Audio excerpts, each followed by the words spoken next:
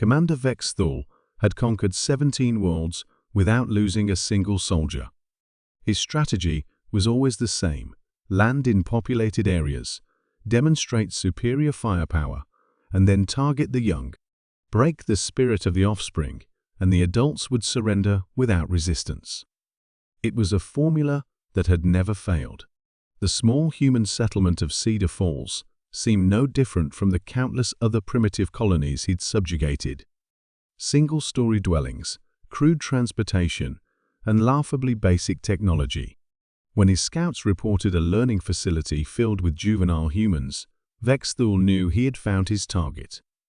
"Remember," he told his strike team as they approached the building marked Cedar Falls Elementary School, "we want them terrified, but alive." Fear spreads faster than plasma fire. The aliens burst through the doors during what humans called recess, their 7-foot frames casting shadows across the playground. Children scattered like startled prey animals, their high-pitched screams music to Vex Thul's ears. His soldiers activated their fear amplification devices, projecting waves of pure terror that had reduced grown warriors to weeping husks. But something was wrong. After the initial scatter, the human children didn't cower in corners as expected. Instead, they began to regroup. A small female with bright yellow hair climbed onto a swing set and shouted, "Hey!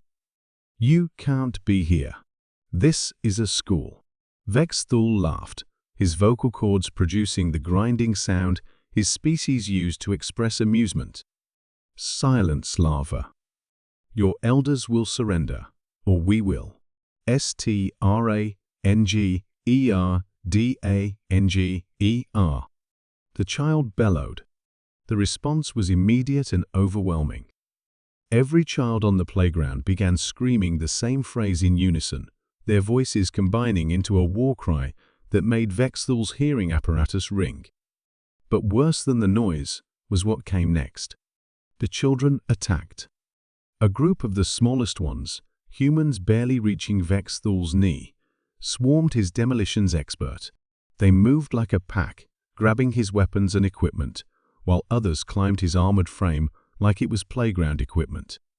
Within seconds, Sergeant Cly Mort was on the ground, his plasma rifle in the hands of a grinning 6-year-old who was examining it with the fearless curiosity that only human children possessed.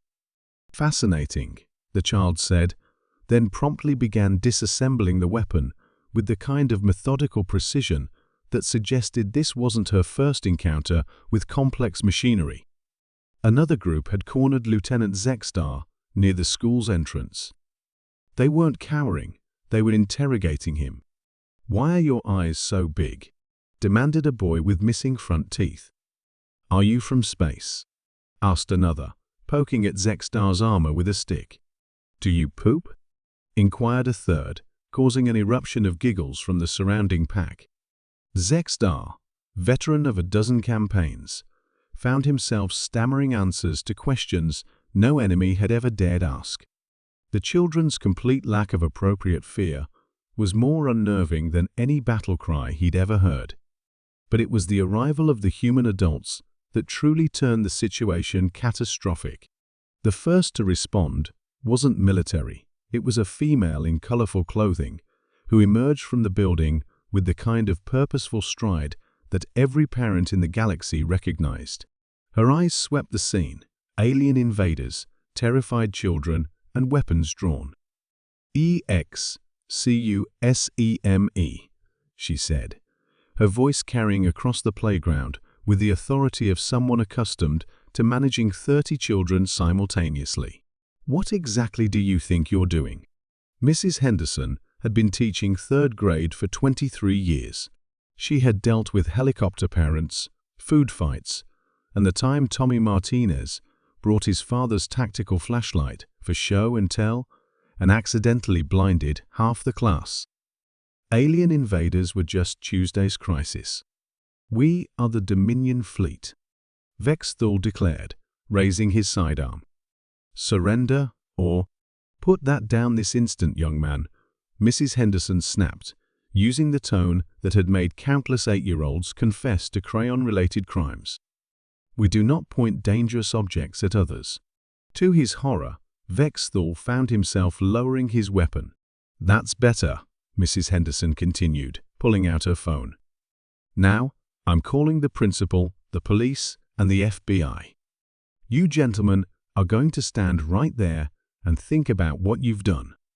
More adults arrived, parents responding to the children's screams, maintenance workers with tools, and finally, the school's custodian, Mr. Pete. Mr. Pete was 73 years old, had served 2 tours in Vietnam, and was utterly unimpressed by 7-foot aliens with fancy armor. "I'll pick the wrong place to cause trouble," he said, hefting his mop like a weapon. "These are our kids." What followed was less a battle than a community response. Parents organized themselves with the efficiency of a PT, a meeting facing a bake sale crisis. The maintenance crew surrounded the aliens with leaf blowers and garden hoses. The children, having overcome their initial surprise, began treating the invaders like the most interesting show and tell presentation ever.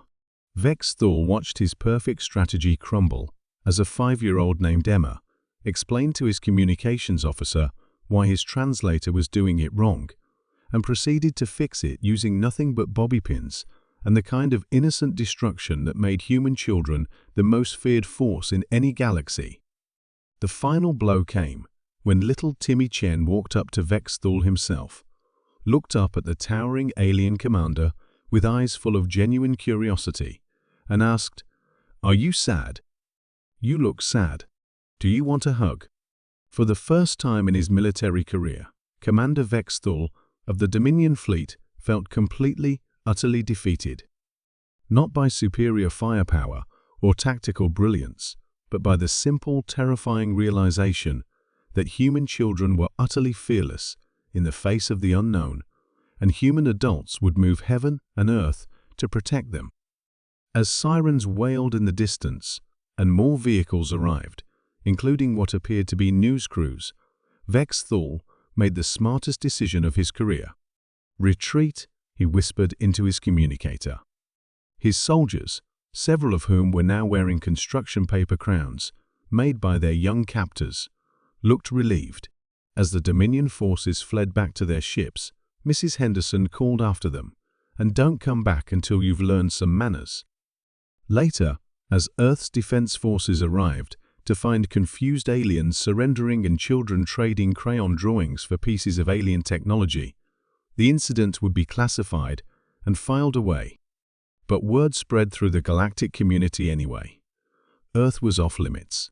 Not because of their military might or advanced technology, but because their young were completely, utterly unafraid of anything, and their adults were even more terrifying when protecting them.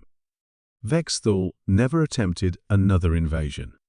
He took early retirement and opened a small cafe on a peaceful moon, where he served coffee and tried very hard not to think about the day he was defeated by a playground full of human children and one very determined third-grade teacher.